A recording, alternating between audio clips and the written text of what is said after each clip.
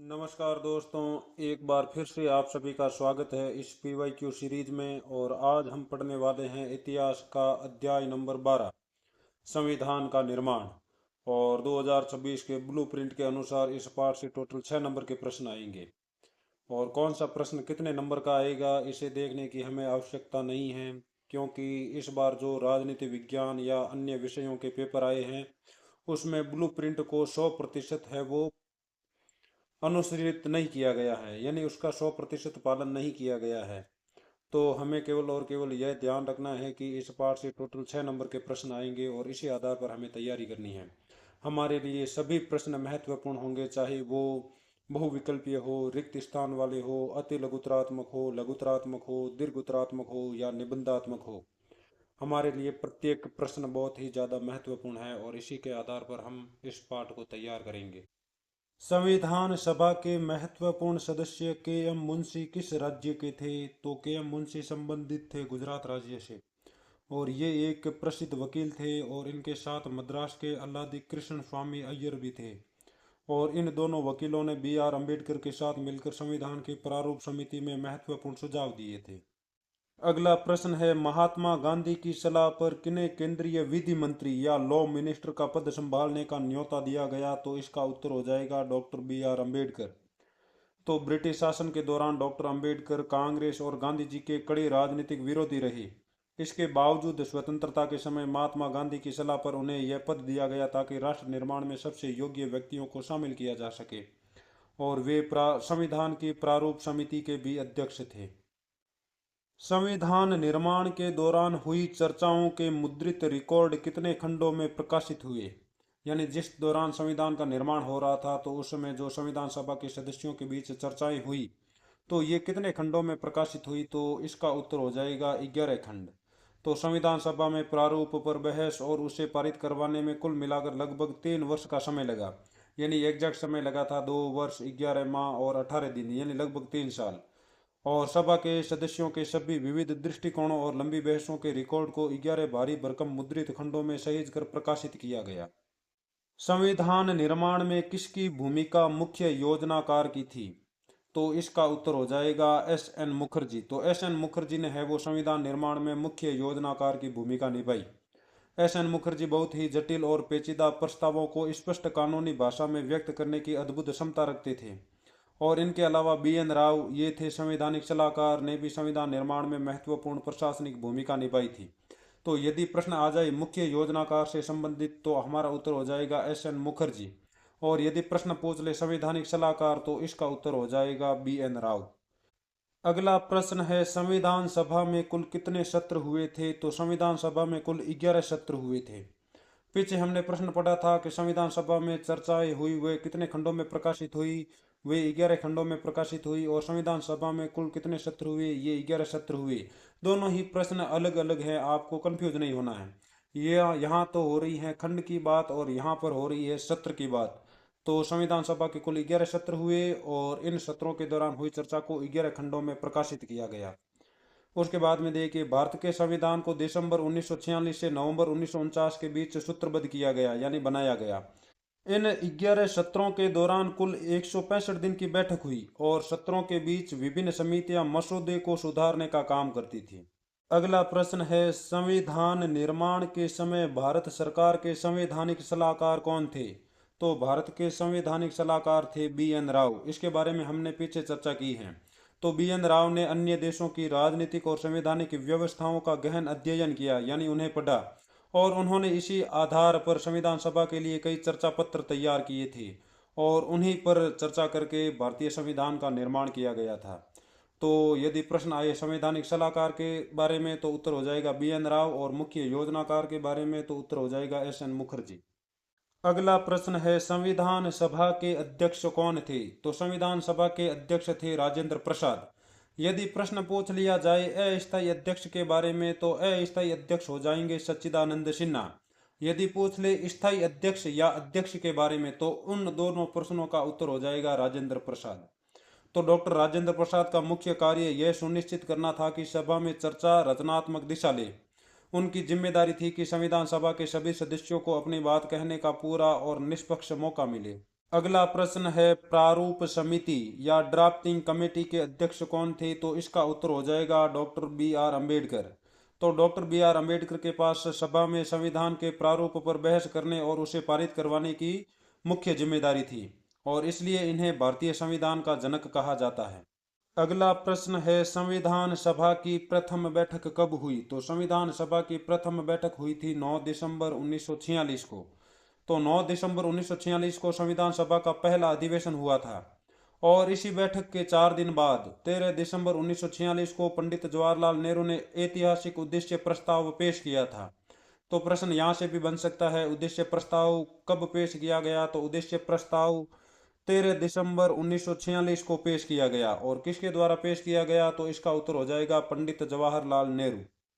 अब देख लीजिए क्विक रिकैप जो आगामी एग्जाम में आ सकता है, तो इसके बारे में देखिए। 1945-46, तो 1945-46 में भारत में हुए थे प्रांतीय चुनाव। प्रांत का मतलब हो जाएगा राज्य। सर्दियों में भारत के राज्यों में चुनाव हुए, जिसके बाद राज्य संसदों ने संविधान सभा के सदस्यों को चुना। 9 दिसंबर 1946 संविधान सभा की प्रथम बैठक होती है और संविधान सभा के अधिवेशन शुरू होते हैं। 13 दिसंबर 1946 को उद्देश्य प्रस्ताव प्रस्तुत किया जाता है पंडित जवाहरलाल नेहरू द्वारा, और इसमें भारत को स्वतंत्र संप्रभु गणराज्य घोषित किया गया। तो प्रश्न यहाँ से भी बन सकता है, किस प्रस्ताव में स्वतंत्र संप्रभु गणराज्य भारत को घोषित किया गया, या भारत को स्वतंत्र संप्रभु गणराज्य घोषित किया गया? तो इसका उत्तर हो जाएगा उद्देश्य प्रस्ताव। उसके बाद में है 14-15 अगस्त 1947। तो इस दौरान हुआ था भारत स्वतंत्र, और साथ ही साथ हुआ था भारत विभाजित। मध्य रात्रि को भारत आजाद हुआ, पर साथ ही देश का दर्दनाक विभाजन हुआ। उसके बाद में है 26 नवंबर 1949। इस दिन संविधान बनकर पूर्ण रूप से तैयार हो गया। यानी प्रश्न यहाँ से भी बन सकता है, भारतीय संविधान बनकर कब तैयार हुआ? तो इसका उत्तर हो जाएगा 26 नवंबर 1949, और इसे बनाने में लगभग 3 साल लगे थे। एग्जैक्ट पूछ ले तो 2 वर्ष 11 माह और 18 दिन लगे थे। उसके बाद में आगे देखिए, दिसंबर 1949 दिसंबर में ही भारतीय संविधान पर हस्ताक्षर हुए थे। संविधान सभा के सदस्यों द्वारा भारतीय संविधान पर हस्ताक्षर किए गए। उसके बाद में है 26 जनवरी 1950, और इस दौरान भारत का संविधान पूर्ण रूप से लागू हुआ। भारतीय संविधान आधिकारिक रूप से अस्तित्व में आया और भारत एक गणतंत्र बना। यानी उससे पहले भारत है वो स्वतंत्र था। यदि एग्जामिनर आपको कंफ्यूज करना चाहे तो प्रश्न यहाँ से भी पूछ सकता है, भारत गणतंत्र कब बना? तो भारत गणतंत्र बना था 26 जनवरी 1950 को। कंफ्यूज नहीं होना है। भारत स्वतंत्र बना 15 अगस्त 1947, और गणतंत्र बना 26 जनवरी 1950। अब है रिक्त स्थान वाले प्रश्न। 13 दिसंबर 1946 को खाली जगह ने संविधान सभा के सामने उद्देश्य प्रस्ताव पेश किया। तो इसका उत्तर हो जाएगा जवाहरलाल नेहरू। तो जवाहरलाल नेहरू द्वारा पेश किए गए ऐतिहासिक प्रस्ताव में भारत को एक स्वतंत्र संप्रभु गणराज्य घोषित किया गया। इसके बारे में हमने पीछे पढ़ा था। इसमें नागरिकों को न्याय, समानता, स्वतंत्रता का आश्वासन दिया गया। यही प्रस्तावना हमारे संविधान की नींव बनी, और इसी के आधार पर बाद में संविधान की प्रस्तावना तैयार की गई। अब एग्जामिनर चाहे तो प्रश्न यहाँ से भी पूछ सकता है, संविधान की प्रस्तावना किस आधार पर तैयार की गई? तो संविधान की प्रस्तावना उद्देश्य प्रस्ताव के आधार पर तैयार की गई। अगला प्रश्न है, संविधान में धर्मनिरपेक्षता शब्द खाली जगह संशोधन द्वारा जोड़ा गया। तो इसका उत्तर हो जाएगा 42वां संविधान संशोधन। तो 1976 में हुए 42वें संविधान संशोधन अधिनियम द्वारा संविधान की प्रस्तावना में 3 नए शब्द जोड़े गए थे, समाजवादी, धर्मनिरपेक्ष और अखंडता। तो प्रश्न एग्जामिनर यहाँ से अति लघुतरात्मक प्रश्न पूछ सकता है, 1976 में हुए 42वें संविधान संशोधन के दौरान संविधान में कितने नए शब्द जोड़े गए?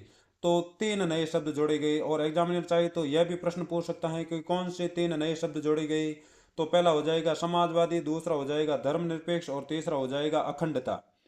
तो इस 42वें संविधान संशोधन द्वारा संविधान के कई हिस्सों में बदलाव किया गया, इसलिए इसे अक्सर मिनी संविधान या मिनी कॉन्स्टिट्यूशन भी कहा जाता है।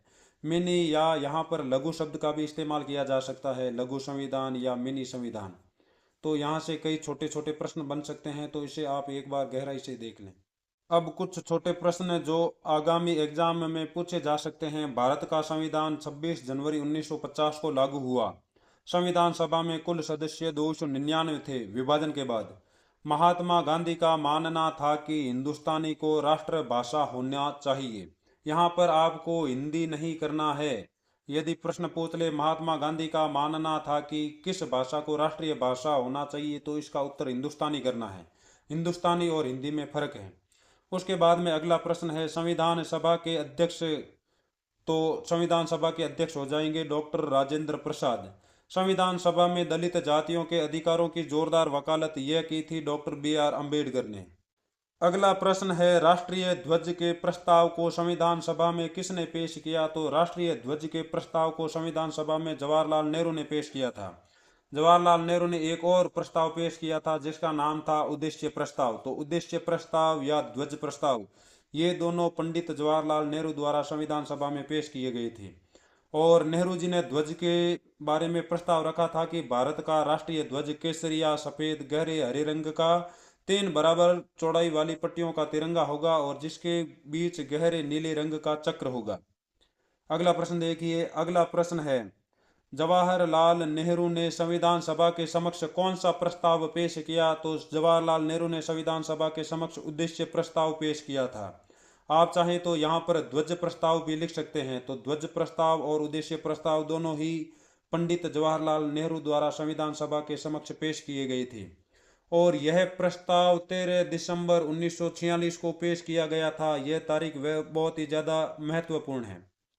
उसके बाद में देखिए यह भारतीय संविधान के मूल आदर्शों की रूपरेखा था जिसमें स्वतंत्र भारत को एक संप्रभु गणराज्य घोषित किया गया। अगला प्रश्न जवाहरलाल नेहरू द्वारा संविधान सभा के सामने उद्देश्य प्रस्ताव कब प्रस्तुत किया गया, तो इसका उत्तर हो जाएगा 13 दिसंबर 1946। भारतीय संविधान निर्माण में किन 2 प्रशासनिक अधिकारियों का महत्वपूर्ण योगदान रहा। यहाँ पर राजनेताओं के बारे में बात नहीं की जा रही है, यहाँ पर बात की जा रही है प्रशासनिक अधिकारियों के बारे में, यानी सरकारी कर्मचारियों के बारे में। तो इनका नाम हो जाएगा बी.एन. राव और एस.एन. मुखर्जी। बी.एन. राव थे संवैधानिक सलाहकार और एस.एन. मुखर्जी थे मुख्य योजनाकार। तो बी.एन. राव ने अन्य देशों के संविधानों का अध्ययन करके चर्चा पत्र तैयार किया और एस.एन. मुखर्जी ने उन जटिल प्रस्तावों को स्पष्ट कानूनी भाषा में लिखने का काम किया। तो ये दोनों नाम है वो हमारे लिए बहुत ही ज़्यादा महत्वपूर्ण है, इन्हें आप ध्यान में रखें। अगला प्रश्न है संविधान सभा में भारत सरकार के संवैधानिक सलाहकार कौन थे, तो संविधान सभा में भारत सरकार के संवैधानिक सलाहकार थे बी.एन. राव। उसके बाद में अगला प्रश्न है भारतीय संविधान के अनुच्छेद 356 में क्या प्रावधान किया गया है। तो अनुच्छेद 356 में यह प्रावधान है कि यदि किसी राज्य में संवैधानिक तंत्र विफल हो जाता है, यानी वहां की सरकार सही तरीके से कार्य नहीं कर पाती है, तो केंद्र सरकार उस राज्य के राज्यपाल की सिफारिश पर उस राज्य का प्रशासन अपने हाथ में ले सकती हैं, जिसे हम सामान्यतः राष्ट्रपति शासन कहते हैं। तो अनुच्छेद 356 में है वो राष्ट्रपति शासन के बारे में बात की गई है। यदि आपको इतना लंबा याद नहीं रहे तो आप शॉर्ट में लिख सकते हैं अनुच्छेद 356 में किसी राज्य में राष्ट्रपति शासन से संबंधित प्रावधान किया गया है। अब देखिए कुछ महत्वपूर्ण जानकारी। शक्तियों का विभाजन। संविधान सभा में के संतानम जैसे सदस्यों ने राज्यों को अधिक अधिकार देने की वकालत की थी, लेकिन अंततः देश की एकता के लिए केंद्र को अधिक मजबूत बनाया गया। तो यहाँ से भी 1 नंबर का प्रश्न आ सकता है, किस सदस्य द्वारा संविधान सभा की चर्चाओं के दौरान राज्यों को अधिक अधिकार देने की वकालत की गई, तो उसका उत्तर हो जाएगा के संतानम। अगला प्रश्न है संविधान सभा का गठन किस प्रकार हुआ। तो संविधान सभा के सदस्यों का चुनाव 1945-46 की सर्दियों में हुए प्रांतीय चुनावों के आधार पर बनी प्रांतीय संसदों या विधायकों के सदस्यों द्वारा किया गया था। यानी लोगों ने प्रांतीय चुनावों में प्रांतीय विधायकों को चुना और प्रांतीय विधायकों के सदस्यों द्वारा संविधान सभा के सदस्यों को चुना गया। यह चुनाव सार्वभौमिक वयस्क मताधिकार के आधार पर नहीं हुआ था, बल्कि प्रांतीय संसदों ने प्रतिनिधियों को चुना था। इसमें कांग्रेस को भारी बहुमत मिला था, लगभग 82% सीटें मिली थी। उसके बाद में अगला प्रश्न है संविधान से आप क्या समझते हैं। तो संविधान नियमों, कानूनों और सिद्धांतों का वह सर्वोच्च लिखित संग्रह है जिसके आधार पर किसी देश का शासन चलाया जाता है, जो सरकार की शक्तियों तथा नागरिकों के अधिकारों को तय करता है। और उसके बाद में देखिए भारतीय संविधान के बारे में, तो यह 26 जनवरी 1950 को लागू हुआ और यह दुनिया का सबसे लंबा और विस्तृत और लिखित संविधान है। अगला प्रश्न है समानता का अधिकार से आप क्या समझते हैं। तो समानता के अधिकार का अर्थ है कानून के समक्ष सभी नागरिक समान हैं और धर्म, मूल वंश, जाति, लिंग या जन्म स्थान के आधार पर किसी भी नागरिक के साथ कोई भी प्रकार का भेदभाव नहीं हो सकता है। इसे ही हम कहते हैं समानता का अधिकार। उसके बाद में देखिए अस्पृश्यता का अंत, इसके बारे में वर्णन किया गया है अनुच्छेद 17 में। तो संविधान सभा ने इसी समानता के अधिकार को सुनिश्चित करने के लिए अस्पृश्यता या छुआछूत का उन्मूलन किया। उन्मूलन मतलब खात्मा। और हिंदू मंदिरों को सभी जातियों के लिए खोल दिया। संविधान सभा में अस्पृश्यता या छुआछूत उन्मूलन हेतु क्या सुझाव दिए गए? कोई दो सुझाव लिखिए। तो देखिए सुझाव, पहला सुझाव है अस्पृश्यता को पूरी तरह से समाप्त कर दिया जाना चाहिए और इसे दंडनीय अपराध घोषित कर दिया जाना चाहिए। यह पहला सुझाव था संविधान सभा में। यानी कोई भी व्यक्ति जो जाति आधारित भेदभाव या छुआछूत करता है तो उसे सजा दी जानी चाहिए।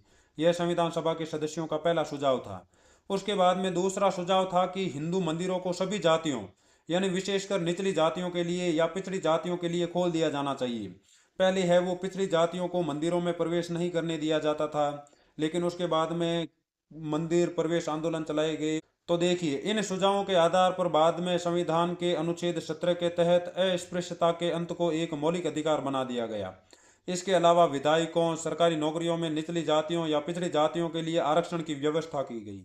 अगला प्रश्न है संविधान सभा में कुल कितने सत्र एवं बैठकें हुई? तो संविधान सभा में कुल 11 सत्र हुए थे और इस दौरान लगभग 165 बैठकें हुई थी।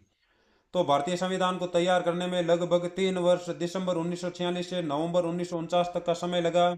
और इन 11 सत्रों के बीच के समय में विभिन्न समितियां जैसे प्रारूप समिति और उप समितियां संविधान के मसौदे या मसौदे सुधारने और संवारने का काम करती थी। उसके बाद में अगला प्रश्न है संविधान सभा में उद्देश्य प्रस्ताव में किन आदर्शों पर जोर दिया गया? तो संविधान सभा में उद्देश्य प्रस्ताव में कई आदर्शों पर जोर दिया गया। सबसे ज्यादा जोर दिया गया न्याय, समानता, स्वतंत्रता आदि पर। और इसी उद्देश्य प्रस्ताव में भारत को एक स्वतंत्र संप्रभु गणराज्य घोषित किया गया। तो यदि प्रश्न पूछ ले किस प्रस्ताव में भारत को एक स्वतंत्र संप्रभु गणराज्य घोषित किया गया, तो इसका उत्तर हो जाएगा उद्देश्य प्रस्ताव। इसे पेश किया था भारत के पहले प्रधानमंत्री पंडित जवाहरलाल नेहरू ने 13 दिसंबर 1946 को, आजादी से भी पहले 13/12/46 याद रखना है आपको। अगला प्रश्न है संविधान सभा के सदस्यों का चयन कैसे किया गया? यानी संविधान सभा के सदस्यों को कैसे चुना गया? तो संविधान सभा के सदस्यों का चुनाव सीधे जनता द्वारा नहीं किया गया, बल्कि 1945-46 की सर्दियों में प्रांतीय चुनावों के बाद बनी प्रांतीय संसदों के सदस्यों द्वारा संविधान सभा के प्रतिनिधियों को चुना गया। यानी जनता ने पहले है वो प्रांतीय चुनावों में प्रांतीय विधायकों के सदस्यों को चुना और उन सदस्यों ने है वो आगे संविधान सभा के सदस्यों को चुना। इस चुनाव प्रणाली के कारण संविधान सभा में भारतीय राष्ट्रीय कांग्रेस का भारी दबदबा था। सामान्य सीटों पर कांग्रेस ने भारी जीत दर्ज की थी और मुस्लिम लीग ने संविधान सभा का बहिष्कार किया और वे एक अलग राष्ट्र की मांग कर रहे थे और उस राष्ट्र का नाम है पाकिस्तान। तो अब है दीर्घ उत्तरीय और निबंधात्मक प्रश्न। तो ये प्रश्न लगभग हर साल रिपीट होते हैं, लेकिन इन प्रश्नों को भाषाई तौर पर बदल दिया जाता है। एक प्रश्न है शक्तियों के विभाजन से संबंधित और यही प्रश्न 3 सालों में अलग अलग प्रकार से पूछा गया है। 2025 में पूछा गया था कि भारत के संविधान में केंद्र सरकार और राज्य सरकार के बीच शक्तियों के बंटवारे हेतु कौन सी सूचियां बनाई गई। और 2024 में यही प्रश्न अलग प्रकार से पूछा गया, भारतीय संविधान में केंद्र और राज्यों के बीच शक्तियों का विभाजन किस प्रकार किया गया। और 2025 की पूर्व परीक्षा में यही प्रश्न पूछा गया, संविधान में प्रदत्त 3 सूचियों के विषयों की विवेचना कीजिए। तो इन तीनों का उत्तर एक ही होगा और एक ही प्रश्न को घुमाकर पूछ लें तो आप उसे सोचकर आराम से जवाब दें, आपको डरने की आवश्यकता नहीं है। तो इसका उत्तर देखिए, संविधान में केंद्र और राज्यों के बीच विधायी शक्तियों के स्पष्ट विभाजन के लिए 3 सूचियां बनाई गई। पहली सूची है केंद्रीय सूची, दूसरी है राज्य सूची और तीसरी सूची है समवर्ती सूची। केंद्रीय सूची को हम संघ सूची भी कहते हैं और इसमें है राष्ट्रीय महत्व के विषय जैसे रक्षा, विदेश, मुद्रा, संचार, और इन विषयों पर केवल केंद्र सरकार ही कानून बना सकती है। उसके बाद में दूसरी सूची है राज्य सूची और इसमें क्षेत्रीय और स्थानीय महत्व के विषय शामिल किए गए हैं जैसे पुलिस, स्वास्थ्य, कृषि, स्थानीय शासन, और इन पर केवल राज्य सरकारें ही कानून बना सकती हैं। उसके बाद में है तीसरी सूची। तीसरी सूची है समवर्ती सूची। इसमें वे विषय है जो केंद्र और राज्य दोनों के लिए महत्वपूर्ण है जैसे शिक्षा, वन, विवाह, और इन दोनों पर केंद्र भी कानून बना सकता है और राज्य भी कानून बना सकता है, लेकिन यदि दोनों के कानूनों में टकराव होता है तो केंद्र का कानून मान्य होगा। और इन सूचियों के आधार पर हमें मालूम चलता है कि इन सूचियों में केंद्र सरकार को बहुत ही ज्यादा मजबूती प्रदान की गई, और इसके पीछे कारण भी था कि विभाजन की भयानक हिंसा को देखते हुए संविधान निर्माताओं जैसे डॉक्टर भीमराव अंबेडकर और जवाहरलाल नेहरू ने जानबूझकर एक मजबूत केंद्र सरकार का समर्थन किया। वे केंद्रीय सूची में सबसे महत्वपूर्ण और सबसे ज्यादा विषय रखना चाहते थे, और इसी आधार पर उन्होंने केंद्र की सूची तैयार की और जिसमें केंद्र सरकार को मजबूत बनाया गया। प्रश्न है, संविधान में राजकोषीय संघवाद की क्या व्यवस्था की गई? तो राजकोषीय संघवाद का अर्थ है केंद्र और राज्यों के बीच टैक्स और राजस्व का बंटवारा, और संविधान में इसके लिए स्पष्ट व्यवस्था की गई है। सबसे पहले देखिए केंद्र सरकार, तो केंद्र सरकार के अधीन सीमा शुल्क और कंपनी कर से होने वाली पूरी आय को सौंपा गया और या इसे अधीन रखा गया। उसके बाद में देखिए राज्य सरकार के बारे में, तो प्रांतीय करों जैसे जमीन से मिलने वाला कर, संपत्ति कर, बिक्री कर और बोतलबंद शराब पर लगने वाले करों से होने वाली आय राज्यों को दे दी गई। उसके बाद में कुछ साझा कर थे जिन पर राज्य और केंद्र मिलजुल कर है वो बंटवारे करते थे। तो सबसे पहले था इनकम टैक्स और दूसरा हो जाएगा आबकारी शुल्क या एक्साइज ड्यूटी। तो इससे होने वाली आय को केंद्र और राज्यों के बीच बांटा गया। उसके बाद में देखिए राजकोषीय संघवाद से संबंधित राज्यों की चिंता, यानी राज्य है वो राजकोषीय संघवाद की व्यवस्था से क्यों चिंतित थे? तो संविधान सभा में मद्रास के संतानम जैसे सदस्यों ने आवाज उठाई कि यदि राज्यों के पास पर्याप्त वित्तीय संसाधन यानी पैसा नहीं होगा तो वे अपनी जिम्मेदारियां पूर्ण रूप से नहीं निभा पाएंगे, यानी राज्य है वो शिक्षा और स्वास्थ्य की सुविधा उपलब्ध नहीं करवा पाएंगे। इसलिए राज्यों को है वो वित्तीय संसाधन ज्यादा प्रदान किए जाने चाहिए। अगला प्रश्न है, संविधान सभा में भाषा के मुद्दे पर किस प्रकार बहस हुई? या इसी प्रश्न को घुमाकर पूछा गया, संविधान सभा ने भाषा विवाद को हल करने के लिए क्या रास्ता निकाला? तो देखिए भाषा का मुद्दा संविधान सभा के सबसे विवादास्पद मुद्दों में से एक था जिस पर सबसे ज्यादा बहस हुई। तो संविधान सभा के कई सदस्य है वो हिंदी का पक्ष ले रहे थे, जैसे आर वी धुलेकर जैसे सदस्यों ने हिंदी को भारत की एकमात्र राष्ट्रभाषा बनाने की जोरदार वकालत की। यानी आर वी धुलेकर ने कहा कि भारत की केवल और केवल एक ही राष्ट्रभाषा होनी चाहिए और वह होनी चाहिए हिंदी। लेकिन कई दक्षिण भारत के राज्यों ने है वो इसका विरोध किया, विशेषकर मद्रास के सदस्यों जैसे टी ए रामलिंगम चेट्टियार ने इसका कड़ा विरोध किया। उनका मानना था कि हिंदी थोपने से गैर हिंदी भाषी लोग अलग थलग पड़ जाएंगे। और उसके बाद इस विवाद को शांत करने के लिए किस प्रकार समाधान निकाला गया या समझौता किया गया, इसके बारे में बताया गया। तो भाषा समिति ने विवाद को सुलझाने के लिए एक बीच का रास्ता निकाला। यह तय किया गया कि हिंदी देवनागरी लिपि में भारत की राजभाषा होगी, न कि राष्ट्रभाषा, यानी हिंदी को राजभाषा बनाया जाएगा, राष्ट्रभाषा नहीं। साथ ही यह तय हुआ कि अगले 15 वर्षों तक सरकारी कामकाज में अंग्रेजी भाषा का भी प्रयोग जारी रहेगा, ताकि किसी पर अचानक कोई भाषा न थोपी जाए। अगला प्रश्न है, महात्मा गांधी को ऐसा क्यों लगता था कि हिंदुस्तानी राष्ट्रीय भाषा होनी चाहिए? तो महात्मा गांधी के अनुसार हिंदुस्तानी को राष्ट्रीय भाषा बनाने के कई कारण थे, जिसमें सबसे पहला कारण था आम जन की भाषा। तो हिंदुस्तानी उत्तर भारत के एक बड़े हिस्से में हिंदू मुस्लिम दोनों द्वारा बोली जाने वाली और आम जनता के समझ में आने वाली भाषा थी। इसलिए महात्मा गांधी है वो हिंदुस्तानी को राष्ट्रीय भाषा बनाना चाहते थे। उसके बाद में दूसरा कारण हो जाएगा एकता का प्रतीक। यह हिंदी और उर्दू का एक सुंदर मिश्रण थी। गांधी जी मानते थे कि यह बहुसांस्कृतिक भाषा विभिन्न समुदायों विशेषकर हिंदू और मुसलमानों को आपस में जोड़ने का काम करेगी। इसलिए भी महात्मा गांधी हिंदुस्तानी को राष्ट्रीय भाषा बनाना चाहते थे। उसके बाद में तीसरा कारण हो जाएगा लचीलापन। हिंदुस्तानी कोई रूढ़िवादी भाषा नहीं थी, इसने समय के साथ कई अन्य भाषाओं के शब्दों को अपनाया, इसलिए यह एक विविध राष्ट्र को बांधने के लिए सबसे उपयुक्त भाषा थी। 19वीं सदी के अंत तक सांप्रदायिक टकराव के कारण हिंदुस्तानी भाषा बदलने लगी। हिंदी में संस्कृत के शब्द और उर्दू में फारसी के शब्द ज्यादा इस्तेमाल होने लगे, और फिर भी गांधी जी जीवन भर हिंदुस्तानी के ही पक्षधर रहे। यानी पहले हिंदी और उर्दू दोनों एक ही भाषा थी जिसे हम हिंदुस्तानी कहते थे, लेकिन उसके बाद में हिंदी भाषा में है वो संस्कृत शब्दों का प्रयोग होने लगा और यह अलग हो गई, और उर्दू में फारसी शब्दों का प्रयोग होने लगा और यह भी अलग हो गई। अगला प्रश्न है, हम सिर्फ नकल करने के लिए नहीं हैं, संविधान निर्माण के संदर्भ में इस कथन की विवेचना कीजिए। तो यह प्रसिद्ध कथन जवाहरलाल नेहरू ने 13 दिसंबर 1946 को उद्देश्य प्रस्ताव पेश करते समय कहा था। और इसकी विवेचना निम्नलिखित है। सबसे पहले स्वतंत्र दृष्टिकोण। नेहरू जी का आशय था कि हम दुनिया के अन्य संविधानों जैसे अमेरिका, फ्रांस या रूस का अध्ययन जरूर करेंगे, लेकिन उनकी सफलताओं से सीखेंगे और उनके प्रावधानों को आंख मूंद कर हमारे संविधान में शामिल नहीं करेंगे। उसके बाद में देखिए भारतीय समस्याओं का समाधान। भारत की समस्याएं जैसे अत्यधिक गरीबी, जातिवाद, विशाल विविधता पश्चिम देशों से बिल्कुल अलग है। इसलिए हमारा संविधान भी भारत की प्रकृति और यहाँ की जनता की जरूरतों के अनुरूप होना चाहिए, न कि पश्चिमी संविधानों के अनुसार। उसके बाद में लोकतंत्र का अपना मॉडल। भारत पश्चिमी लोकतंत्र की केवल नकल नहीं करेगा, बल्कि अपनी ऐतिहासिक जड़ों के आधार पर लोकतंत्र का एक नया और बेहतर मॉडल तैयार करेगा जो भारतीय समाज के अनुकूल होगा।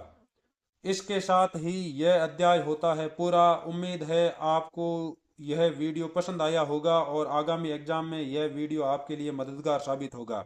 और इसी के साथ PYQ सीरीज होती है पूरी।